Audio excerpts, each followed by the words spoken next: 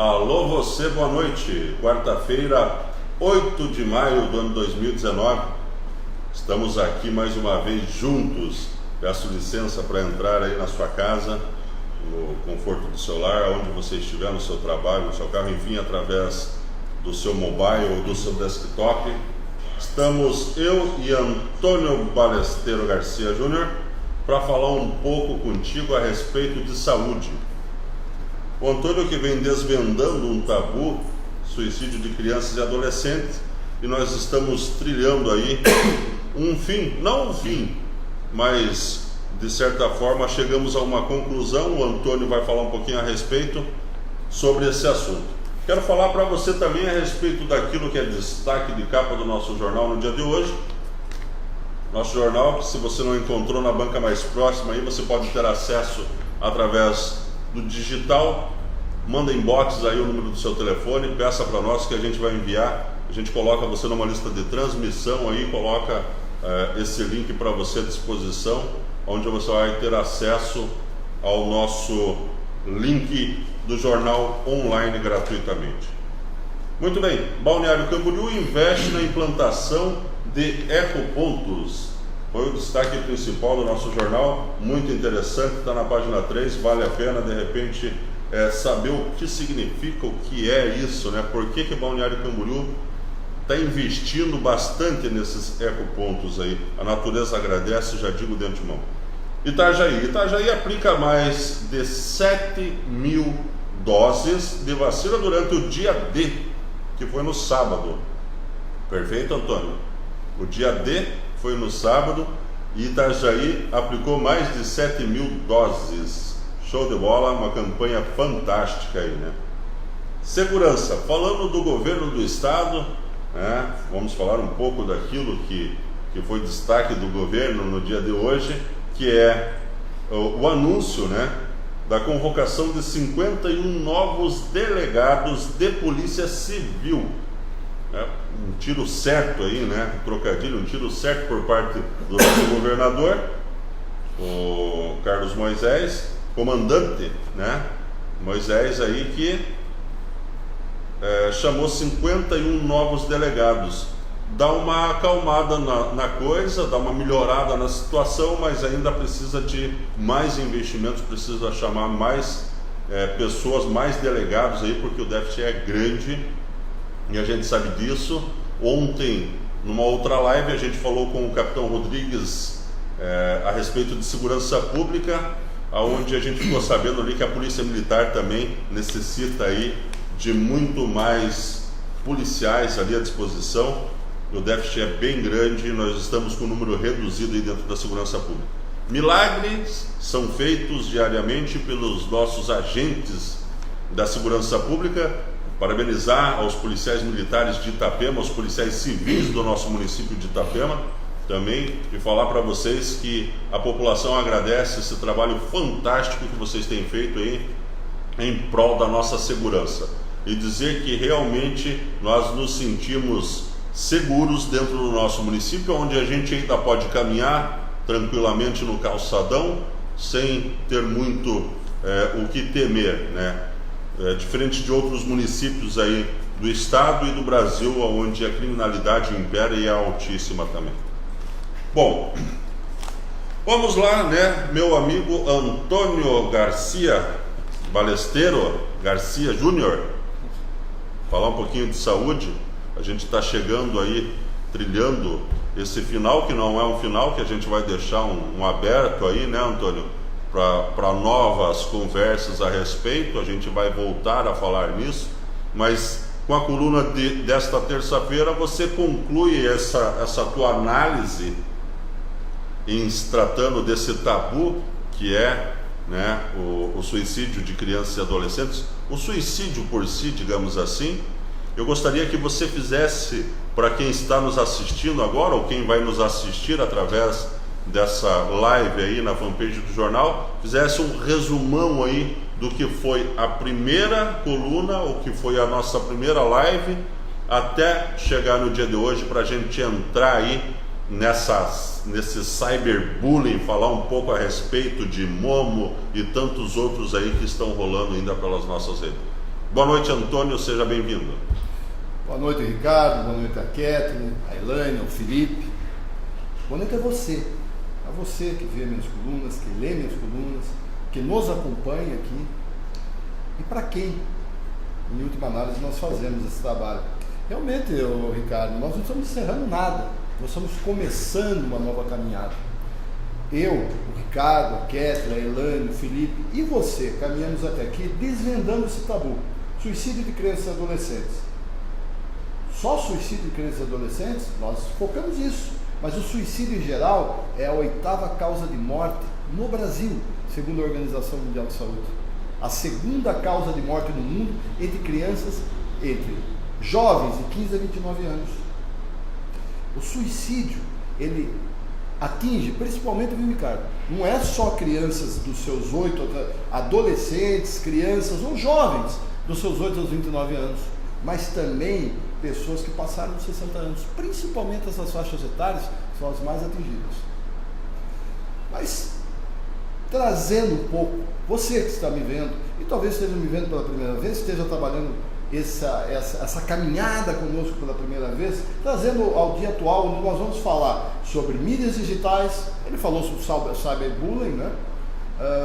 Vamos falar também, vamos fazer um desfecho, mas trazendo você até aqui, nesses 5 artigos, o 5º saiu terça-feira, e quem ainda não viu, que leia, né? Eu faço uma síntese, faço um apanhado e uma impressão, uma análise das minhas convicções a respeito da caminhada que fizemos juntos. Mas trazendo você até aqui, eu já falei sobre os indicadores que comprovam essa incidência, esse mal dos nossos tempos. Mas posso falar também, viu, Ricardo? Posso falar também sobre os motivos que levam a isso. Nós desvendamos juntos.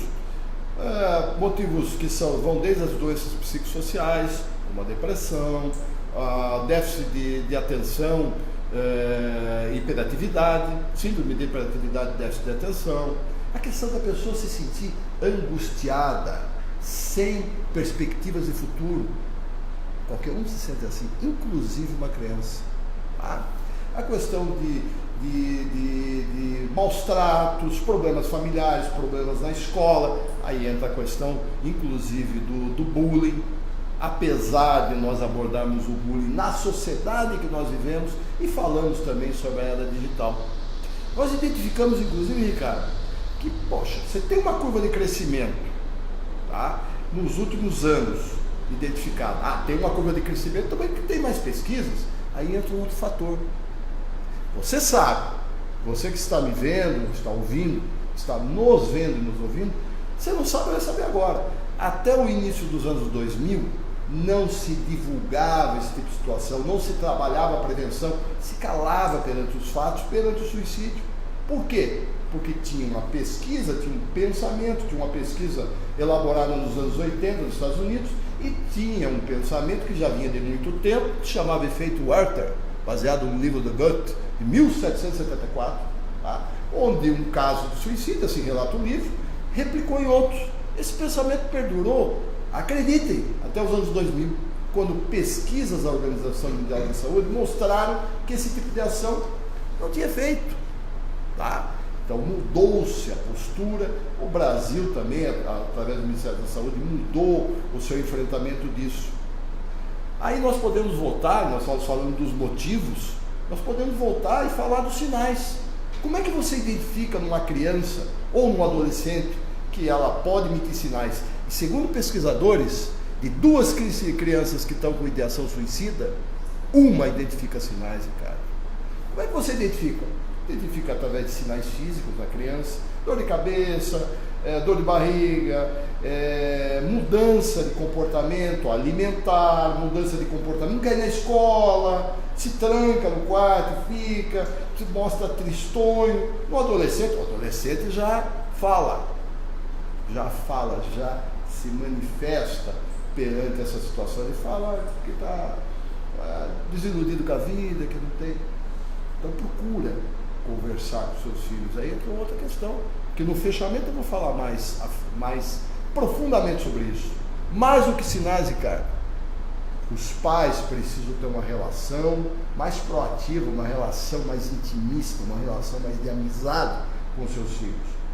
muito menos de cobrar uma postura, mas de ser um confidente. Claro, você tem que, em algum momento, colocar limites para seu filho. Isso é essencial. Mas seja amigo do seu filho. Muito mais do que ficar se atendo aos sinais, aos sinais que o seu filho vai falar para você. Nós abordamos isso. Nós abordamos a sociedade que nós vivemos, falamos bastante do bullying. Hoje nós vamos falar sobre a era digital. Você falou do cyberbullying, né? Mas não tem só o cyberbullying. Você tem toda uma mídia digital que entra na minha casa, na sua casa, você que está me vendo e ouvindo, você bater na sua porta. Que desde os anos, de uma criança com 8 anos de idade, e aí vamos um outro indicador. Lembrando agora, uma criança, desde os 8 anos de idade, dos 8 aos 23 anos, existe uma formação diferenciada do cérebro do ser humano. E com 8 anos, se perde a noção lúdica do mundo e começa a ter noção de vida e de morte. Portanto, podendo ter uma ideação suicida. Essa forma de fazer as coisas, essa forma de cometer um ato tão atroz, pode vir na internet. E, lamentavelmente, Ricardo, existem psicopatas virtuais que induzem a isso. E é o que nós vamos abordar hoje, não é? Perfeito, Antônio. Eu acho que, na minha opinião, em relação a se impor limites, muitos pais às vezes não se atentam, Antônio, a essa situação em relação a esse limite. Trabalho, a vida corrida durante o dia, enfim, ele acaba chegando em casa, muitas vezes para ter o silêncio, para não ter de repente ali a criança pulando, gritando uma coisa ou outra, acaba introduzindo algumas ferramentas que acalmam mais a criança. Videogames, tablets, celulares. É muito mais comum isso acontecer numa situação de acalmar a criança para que você consiga de repente ter, entre aspas, uma tranquilidade, uma paz em casa. Antigamente a gente corria durante o dia, brincava, pulava no quintal, ia jogar bola, fazer uma coisa ou outra. A nossa época foi diferente da de hoje. Hoje os pais seguram mais os filhos em casa, com medo de repente da criminalidade, de outras coisas que podem vir a acontecer, e acabam esquecendo que, assim como você falou, e pode repetir para nós, Antônio, o digital, o psicopata digital, ele não bate a sua porta, ele entra através da sua rede de internet, e eu acho que na sua grande maioria está aí o problema. Ao invés de você acalmar o seu filho com um tablet, com um celular ou com um videogame, leve ele para jogar uma bola, chame ele para uma conversa, leve ele para a sala, jogar um jogo, tantos jogos dinâmicos, que são construtivos, que você pode de repente interagir, ter uma conversa, ter uma proximidade maior com o seu filho. Essa é a minha opinião. Eu vi uma foto sua esse final de semana, desculpa eu te interrompi, você estava na linha de raciocínio, me perdoe. Eu vi uma foto sua esse final de semana com seu filho surfando, seu filho menor. Não é isso? Perfeito. Eu pratico muito esporte com meu filho, fui assistir o Ultimato com meu filho, você também foi. Você, Elaine. Você vai conseguir, meu amigo, interagir, ou minha amiga, interagir com seus filhos, tá? Trazendo eles para algo que vocês possam fazer juntos, ou mergulhando com ele em algo que vocês possam fazer juntos. Inclusive as redes digitais, por vezes. Mas existem outras coisas bem mais gostosas de se fazer, na minha opinião. Claro que jogar um jogo com o seu filho também joga legal. Mas eu pratico muito esporte com meu filho, eu tenho um filho de 13 anos. Fui assistir Ultimato, sou muito ligado nos Vingadores, né? Nós vamos assistir todos esses filmes. Assistimos, ele está com 13 anos, assistimos desde o primeiro, são 11 anos assistindo ele, pequenininho assistindo ele. Eu vejo que você também faz isso, também assistiu o filme como eu, mas precisa se relacionar, porque realmente é um inimigo silencioso, Ricardo. E eu vou citar alguns casos aqui para você. Nós temos, 2017, 2018, principalmente, nós tivemos aquele jogo da Baleia Azul, né? Aquele desafio, são desafios, né? Da Baleia Azul, que em vídeos do YouTube, né? Eles introduzem em vídeos de jogos, né? No caso da Baleia, vídeos de jogos do YouTube, de jogos que existem, o jogador, a criança, o adolescente vai procurar a referência do YouTube sobre esse jogo. E eles são hackeiam com essas coisas aí. Eles colocaram a Baleia Azul, que induzia a criança ou adolescente a vários tipos de desafios, né? Desde de desenhar uma baleia azul aqui com faca, né? Com algo cortante, até o último desafio era a morte. Agora, mais recentemente, nós tivemos a boneca Momo, né? Aquela boneca japonesa, que era introduzida em vídeos do YouTube do Peppa Pig e do Fortnite. Aí você abria, a criança ia abrir lá o vídeo do Fortnite para pegar mais informações para jogar, e tinha hackeado lá, aí eles induziam a criança a passar seus contatos, WhatsApp, tal coisa. E eu assisti um vídeo desse, é terrível, cara. Então, os pais têm que controlar esse conteúdo que os filhos estão tendo. Nós temos um outro caso, viu? Já pegando uma idade um pouco mais elevada. Um casal de jovens em São Paulo suicidou há pouco tempo. E a polícia tem todos os indicativos, até por cartas deixadas, né? Que foi um pacto de morte, onde o namorado de 19 anos matou a namorada de 16 e se matou. E baseado no 13 Reasons Why, que é uma série na Netflix, né? Que fala sobre uma suicida, né? E que ela deixa 13 fitas gravadas, viu, Elaine?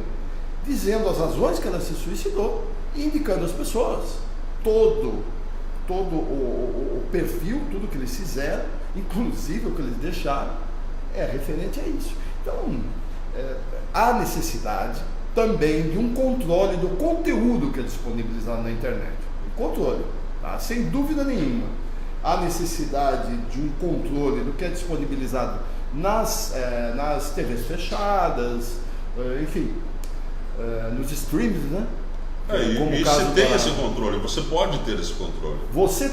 Mas haveria necessidade de um controle mais rígido do próprio Estado, viu? Um controle familiar que vem de casa é necessário. Do que o seu filho está assistindo, do que ele está fazendo, do que ele está jogando. Você colocar limites claros também para ele, no horário de dormir, horário de acordar, o que fazer. Tá? Isso aí faz parte até não é uma questão de ser autoritário.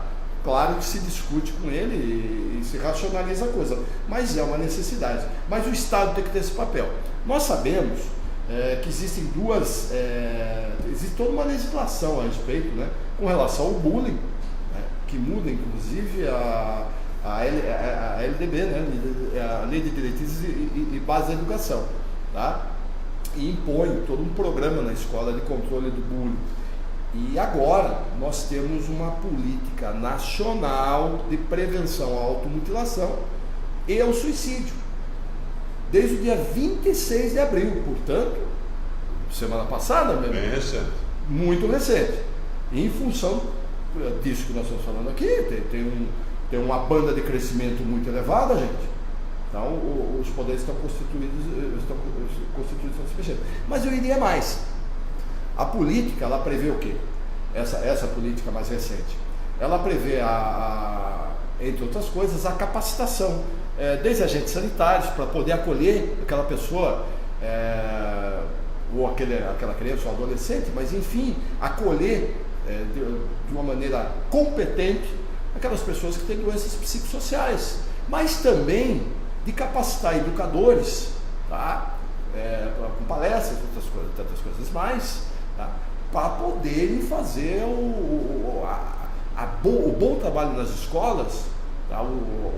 Que todos que ajam, todos os atores, não são só atores educacionais, educadores, são também atores sanitários, porque isso é uma questão de saúde, né? E até os próprios pais, imagino que vai se trabalhar, em última análise, a prevenção, até a própria política fala sobre isso. Mas eu tenho a expectativa que a política, viu, Ricardo, viu, Helena, viu, Kéter, aborde uma outra questão. a questão de protocolos sanitários dentro da internet. Você pode utilizar positivamente. Você vê isso acontecer. Você pode utilizar instruindo. Você pode ter protocolos sanitários e psicológicos e psicossociais. Por quê? Você precisa ter uma base de como passar esse conteúdo para a pessoa. Muitas vezes, crianças e adolescentes. E passar esse conteúdo de uma forma onde a saúde esteja envolvida, onde o bem-estar dela esteja envolvido e onde você possa socorrer a crianças, adolescentes e até em outras faixas etárias, idosos inclusive que nós temos, que esteja com uma situação de ideação suicida. Mas eu não vejo esse trabalho sendo feito, Ricardo. Trabalhos como o nosso, que nós estamos fazendo aqui. Que eu imagino, e eu pretendo isso, nós já conversamos a respeito, tá? Eu tenho dessas palestras, certamente isso vai dar vazão a mais de uma palestra no rol de palestras que eu faço. Eu vou montar, já tenho praticamente esses artigos, né? É só uma questão de formatar isso daí no Data Show, mas a gente tem todas as informações, eu mergulhei profundo e vou procurar difundir palestras a respeito disso, seja nas escolas, vamos falar com o prefeito para fazer isso. Isso é necessário, ações desse tipo. Mas também o poder constituído, além de trazer essas ações para ocorrer com os seus educadores, com os gestores, com os agentes sanitários, tá? Também, ao começar do governo federal, ter esses protocolos. E nós estamos falando hoje mais especificamente sobre mídias digitais. Tem como ter um controle? Talvez não, né, Ricardo? Você pode falar mais sobre isso. Mas tem como você fazer protocolos psicossociais e protocolos sanitários para bem usar essas mídias digitais. Perfeito. O cyberbullying, vamos entrar nesse assunto, Antônio, para a gente fechar essa era digital. E a gente vai falar a respeito de um outro assunto, sim, já que a gente vai dar de antemão aí para quem está assistindo. A partir da semana que vem, a gente, a pedidos, foram várias mensagens, várias pessoas que pediram, e a gente, a pedidos, vai entrar nesse assunto que é polêmico, que mexe, né, com as pessoas, enfim. Então aguarde aí que você já vai ficar sabendo qual que é.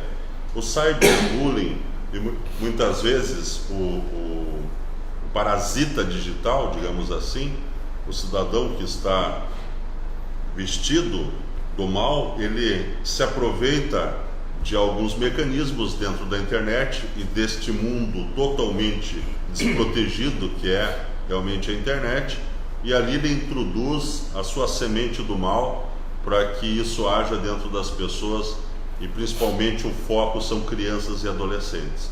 É isso que nós queremos passar para você, pai, para você, mãe, para você, responsável.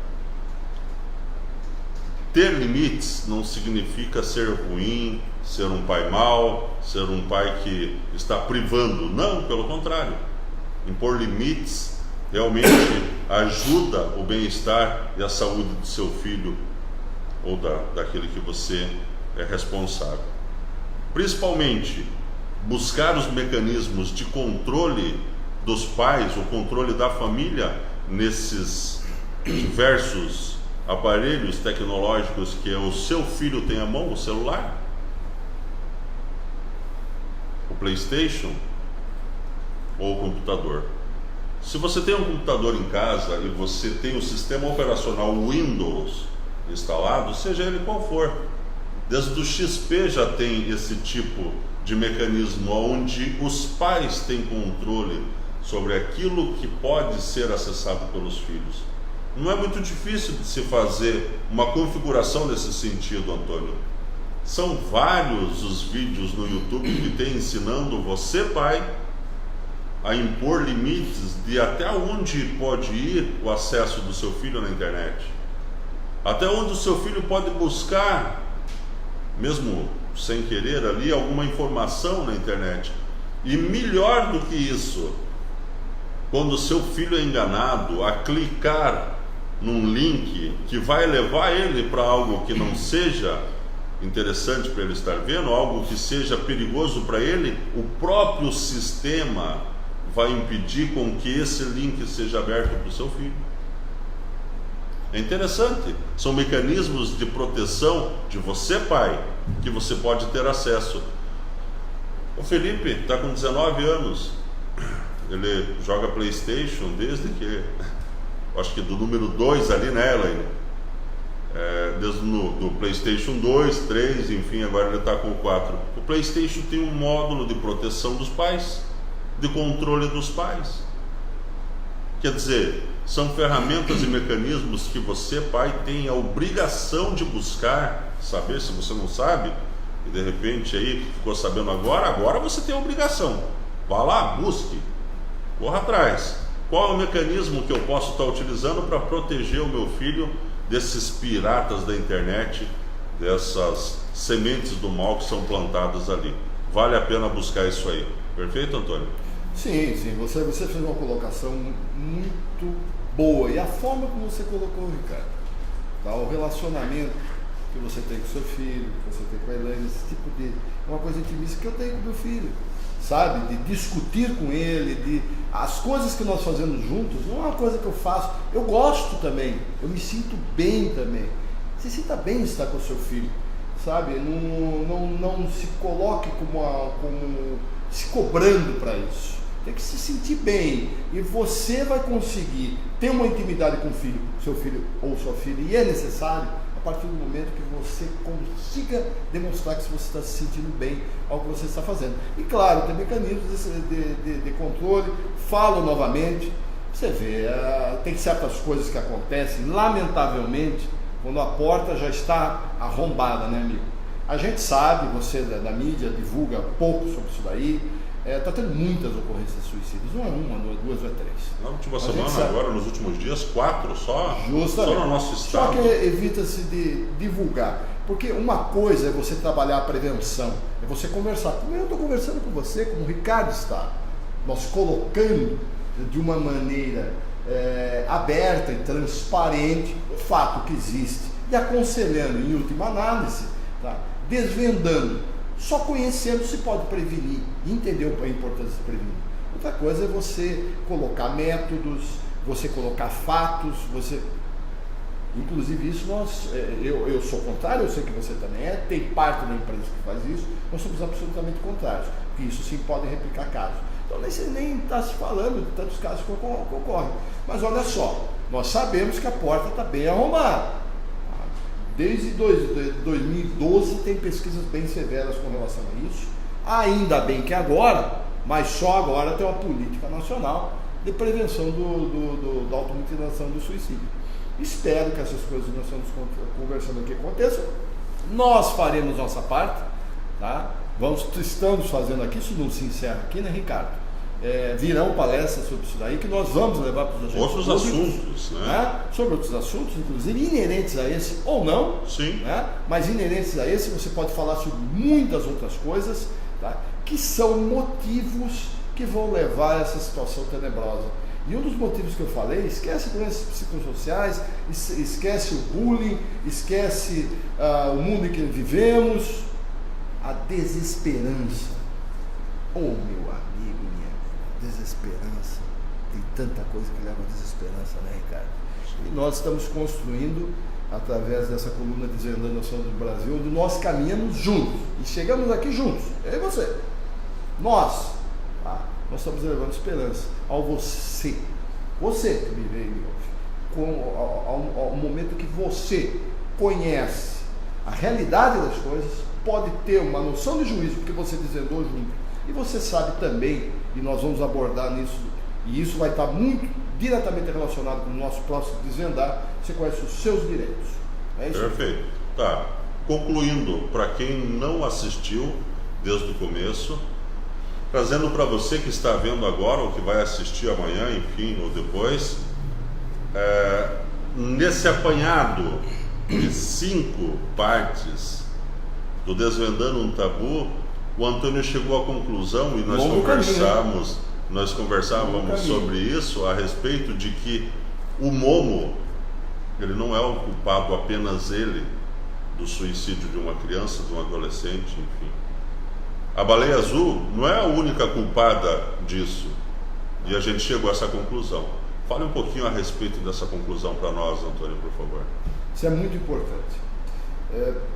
É razoável acreditar E nós desvendamos isso junto, nós podemos acreditar isso junto, nós temos noção do juízo disso juntos. Porque essa curva de crescimento está diretamente relacionada à sociedade que nós vivemos hoje. O bullying é uma expressão da crueldade dela sobre muitos vieses. E também sobre a era digital, que invade nossas casas sem bater na porta, sem dúvida nenhuma. Mas eu descobri algo mais. Nós descobrimos algo mais juntos. Sem a pessoa ter um perfil para isso, ou seja, ter uma fragilidade emocional intrínseca, tá? Ou uma situação de doença psicossocial ou predisposição à doença psicossocial já alicerçada nela, eu não acredito que isso como eu citei na última live, tá? Dificilmente, muito dificilmente, a não ser que aconteça alguma coisa muito severa na minha vida e eu serei tomado por algum vício de droga, de álcool. Tem pessoas que têm uma fragilidade intrínseca. Eu vejo que aí também, claro, droga e álcool muitas vezes tem uma dependência física, né? Psíquica, física, mas existe intrínseca uma fragilidade emocional. Então eu colocaria que ali por trás de todos esses motivos e tendo a plena consciência que o mundo que nós vivemos e a era digital estão alavancando esses indicadores, essa curva de crescimento, mas por trás disso, sustentando isso daí, tem sim o perfil da pessoa, ou com fragilidade emocional, uma fragilidade intrínseca emocional, ou um perfil de doença psicossocial. Então o que você está querendo me dizer, Antônio, com isso, é que a base familiar, ela pode ser de repente algo que iniba, que venha a inibir de repente essa fragilidade? É isso?